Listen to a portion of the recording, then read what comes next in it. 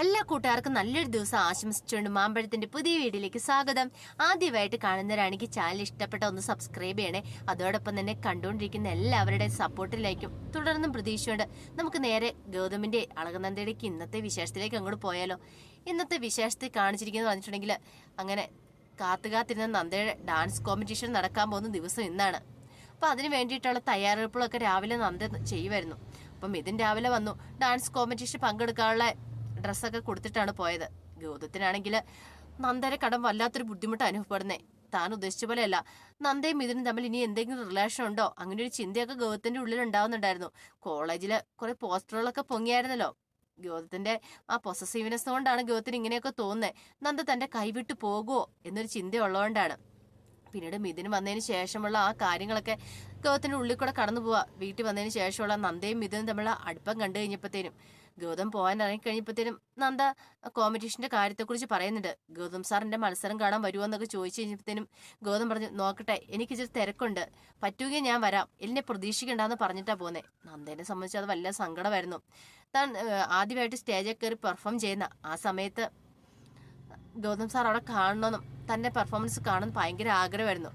പക്ഷെ ഗൗതത്തിന്റെ ഈ സംസാരം കേട്ട് കഴിഞ്ഞപ്പോൾ നന്ദയ്ക്ക് സങ്കടം വന്നു. പോട്ടെ, തിരക്കായതുകൊണ്ടായിരിക്കും എന്ന് നന്ദ സ്വയം വിശ്വസിക്കാനായിട്ട് ശ്രമിക്കുകയാണ്. പിന്നീട് നന്ദ ഇങ്ങനെ കോളേജിലേക്ക് പോകാൻ നോക്കുമ്പോഴത്തേനും പിങ്കിയും പവിത്രയും കണ്ടു. അപ്പൊ പിങ്കി പറഞ്ഞു, ചെല്ല്, നിനക്കിട്ട് വെച്ചിട്ടുണ്ട്, നീ നന്നായിട്ട് ഇന്ന് മത്സരത്തിൽ പങ്കെടുത്തത് തന്നെയാ, നീ ഇന്ന് വരുന്ന കരഞ്ഞോണ്ടായിരിക്കും, അതിനുള്ള പണികളൊക്കെ ഞാൻ വെച്ചിട്ടുണ്ട് എന്ന് പിങ്കി മനസ്സിൽ പറയാം. പിന്നീട് നന്ദ കോളേജിലേക്ക് ചെന്നിട്ട് അല്ല ഒരുക്കങ്ങളൊക്കെ നടത്തുവാണ് കോമ്പറ്റീഷനുള്ള. അപ്പൊ അത്ര സമയത്ത് മിഥുൻ വന്നിട്ടില്ല. അപ്പൊ മിഥുൻ 2 പ്രാവശ്യം വിളിച്ചു നോക്കിയിട്ട് കിട്ടിയിട്ടില്ല. എന്ത് പറ്റി മിഥുൻ ഇത്ര താമസിക്കുന്നേ, ഒന്നുകൂടെ ഒന്ന് റിഹേഴ്സൽ നടത്തി നോക്കണമായിരിക്കും. അത് കുഴപ്പമില്ല, ഇനിയിപ്പൊ ഡ്രസ്സൊക്കെ ചേഞ്ച് ചെയ്തിട്ടൊന്ന് നോക്കാം എന്നോർത്തുകൊണ്ട് അവൾ നന്ദ ഇരുന്ന് ഒരുങ്ങുമായിരുന്നു. പിന്നീട് കാണിക്കുന്ന പറഞ്ഞിട്ടുണ്ടെങ്കിൽ ഗൗതം എന്ത് ചെയ്യുവാണ്, നേരെ ഓഫീസിലേക്ക് എന്നിട്ട് അവിടെയുള്ള പോലീസുകാരൻ കൂട്ടിയിട്ട് മാധുരിയുടെ അടുത്തേക്ക് ചെല്ലുവാണ്. അപ്പം മാധുരിനെ ചോദ്യം ചെയ്യണം. അപ്പം സുഹാസിന്റെ പെങ്ങളുമായിട്ട് എന്തെങ്കിലും ബന്ധമുണ്ടെന്നോ, അല്ലെങ്കിൽ വസന്ത് ഡോക്ടറും ചിഞ്ചുമോളുമായിട്ടുള്ള റിലേഷൻ എന്താണ്, ശരിക്കും ഓർഫനേജിൽ നിന്ന് ദത്തെടുത്ത കുട്ടിയല്ല ചിഞ്ചുമോൾ എന്നുള്ള സത്യം അവർ അറിഞ്ഞിട്ടുണ്ട്. അപ്പൊ അതിനെക്കുറിച്ച് അറിയാൻ വേണ്ടിട്ട് മാധുരിനെ ചോദ്യം ചെയ്യാനായിട്ട് അങ്ങോട്ട് ചെല്ലുവാണ്. അങ്ങനെ മാധുരി അടുത്ത് ചെന്ന് കഴിഞ്ഞിട്ട് ഗൗതമിനെ കണ്ടപ്പോൾ തന്നെ മാധുരിയിൽ ഒരു ഞെട്ടലുണ്ടാവുന്നുണ്ട്. ഇനിയിപ്പോ ചിഞ്ചുമോളെ കുറിച്ച് എന്തെങ്കിലും അറിഞ്ഞിട്ടാണോ വരുന്നേ, അങ്ങനെ ഒരു ചിന്തയൊക്കെ ഉണ്ടാകുന്നുണ്ടായിരുന്നു. ഗൗതം ചെന്നിട്ട് പറഞ്ഞു, മുഖവരി ഇല്ലാതെ ഞാൻ കാര്യങ്ങളൊക്കെ ചോദിക്കാം, കാര്യങ്ങളൊക്കെ അറിയാലോ, എനിക്ക് ചിഞ്ചുമോളെ കുറിച്ച് കുറച്ച് കാര്യങ്ങളൊക്കെ അറിയാനുണ്ട്, അത് സഹകരിക്കണമെന്ന് പറയാണ്. മാധുരി, ചിഞ്ചുമോളെ കുറിച്ച് എന്താ അറിയാനുള്ളതെന്ന് ചോദിക്കണം. എനിക്ക് അറിയാനുള്ളത് മറ്റൊന്നുമല്ല, നിങ്ങൾ അവരെ ദത്തെടുത്താണോ, ദത്തെടുത്താന്നാണല്ലോ പറഞ്ഞേക്കുന്നത്, അങ്ങനെ ദത്തെടുത്തെങ്കിൽ എവിടുന്നാ ദത്തെടുത്തേക്കുന്നത്, ഒരു കാര്യം ഉറപ്പാ, ഒരു കാരണവശാലും നിങ്ങൾ ചിഞ്ചുമോളെ ദത്തെടുത്തല്ല, നിങ്ങളുടെ ആങ്ങളെ വസന്ത്, അവളെ എവിടുന്ന് കിട്ടി, അതിന്റെ സോഴ്സാ ഞങ്ങൾക്ക് അറിയണ്ടേന്ന് പറയണം. മാധുരി പറഞ്ഞു, സാർ ഉദ്ദേശിക്കുന്ന പോലെ ഒന്നും അല്ല കാര്യങ്ങള്, വസന്തേട്ടൻ ദത്തെടുത്ത് കുഞ്ഞാന്നോടെ ഇവിടുത്തെ കള്ളം പറയണ്ട.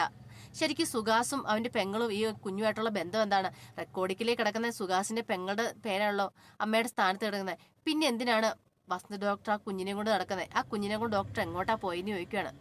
മാധുരിക്ക് ആപ്പോഴൊരു ഞെട്ടലുണ്ടായി. എന്തിനെന്താ മറുപടി പറയണേ, സത്യം പറഞ്ഞിട്ടുണ്ടെങ്കിൽ ഗൗതം കാര്യങ്ങളെല്ലാം അറിയും, ഇന്ത്യവരത്തിലെ കുട്ടിയാന്നുള്ള കാര്യം അറിയും, ഒരു കാരണവശാലും പാടില്ല.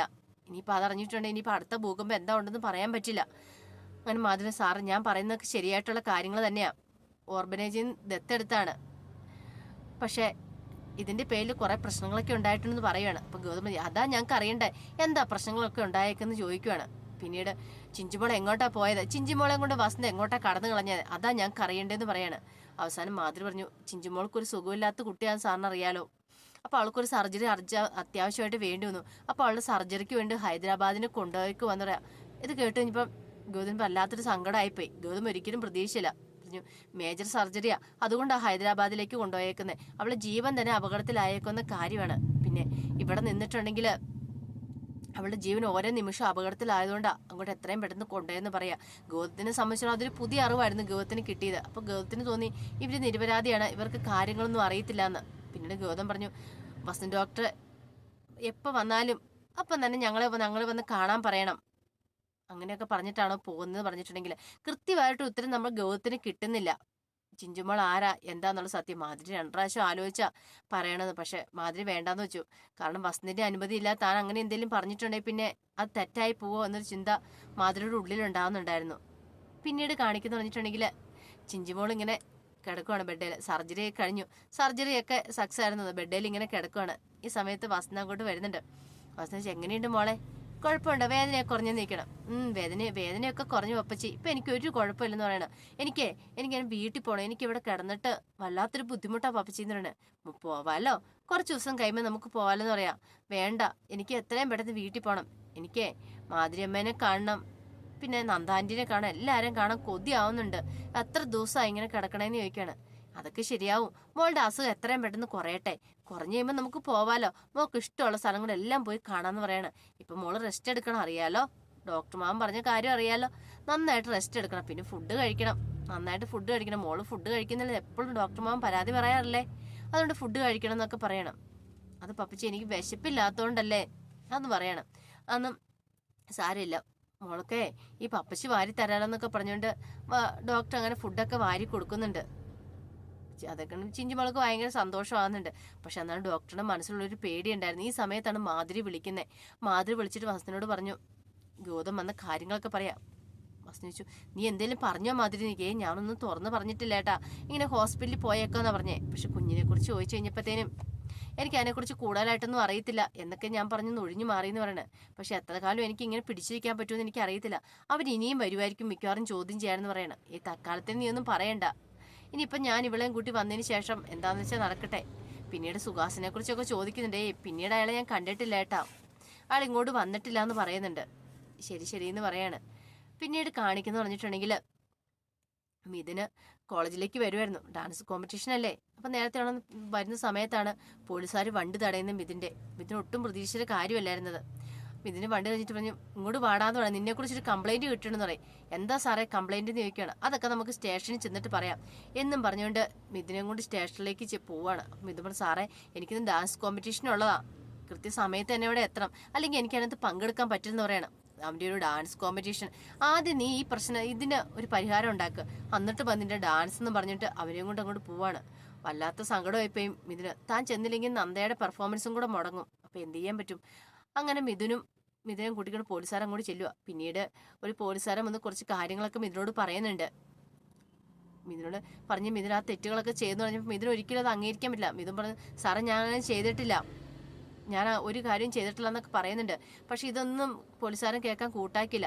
മുൻകൂർ പ്ലാൻ ചെയ്തൊരു തന്ത്രമായിരുന്നു. മിഥുൻ ഒരു കാരണവശാലും ആ കോമ്പറ്റീഷൻ പങ്കെടുക്കരുത്, അതിന് വേണ്ടിയിട്ട് ചെയ്ത ഒരു കളിയായിരുന്നു. ഒരു പക്ഷേ ഇത് ഗൗതമിൻ്റെ ആവാം, ഗൗതമിനെ ആണ്, അല്ലെങ്കിൽ ഒരു പക്ഷെ പിങ്കിയുടെ വലിയ ഡ്രാമ തന്നെ ആയിരിക്കും. അത് പിങ്കി ആയിരിക്കും ചെയ്തത്.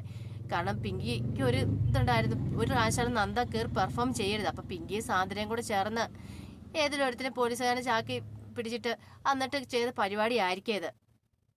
പിന്നീട് നന്ദയാണെങ്കിൽ ഇതിനു വേണ്ടി വെയിറ്റ് ചെയ്തിരിക്കുകയാണ്, കുറേ സമയമായിട്ടും കാണുന്നില്ല.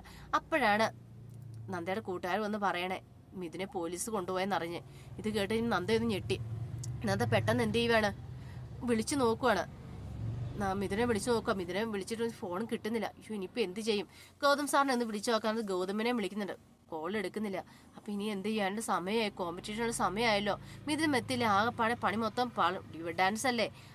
നന്ദ പിന്നെ ഒന്നും മടിച്ചില്ല, നേരെ ആ ഡ്രസ്സിങ് വേഷത്തിൽ തന്നെ നന്ദ നേരെ പോകുന്നേ പോലീസ് സ്റ്റേഷനിലേക്ക് നേരെ പോവാണോ.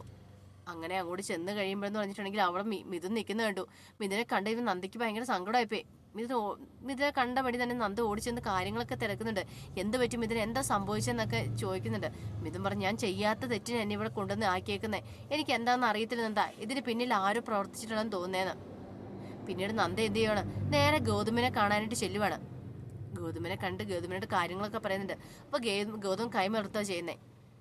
ഗൗതം പറഞ്ഞു, അവൻ തെറ്റ് ചെയ്തിട്ടുണ്ടെങ്കിൽ അവനെ ഇപ്പൊ പുറത്തു വിടാൻ പറ്റില്ലെന്നൊക്കെ പറയാണ്. പക്ഷെ നന്ദ പറഞ്ഞു, ഗൗതം സാറിനറിയാം അവൻ തെറ്റൊന്നും ചെയ്തിട്ടില്ല എന്ന്. പക്ഷെ അവൻ ഇപ്പൊ ഇവിടെ പിടിച്ചു നിർത്തിയിട്ട് ഡാൻസ് കോമ്പറ്റീഷൻ മത്സരത്തിൽ എന്നെ പങ്കെടുപ്പിക്കാതിരിക്കാൻ ആരെങ്കിലും ശ്രമിക്കുന്നുണ്ടെങ്കിൽ അതൊരു കാരണവശാലും നടക്കാൻ പോകുന്ന കാര്യമല്ല എന്നൊക്കെ പറഞ്ഞിട്ട് നന്ദ വളരെയധികം റേസ് ആവുന്നുണ്ട് ഗൗതത്തിനോട്. അപ്പോൾ അതിൻ്റെ വിശേഷങ്ങളൊക്കെ ഇനിയിപ്പോൾ ഡാൻസ് കോമ്പറ്റീഷൻ പങ്കെടുക്കുമോ ഇല്ല എന്നൊക്കെ നമ്മൾക്ക് വൈകുന്നേരത്തെ പ്രമോ വിശേഷം വരുമ്പോൾ പറയാട്ടോ.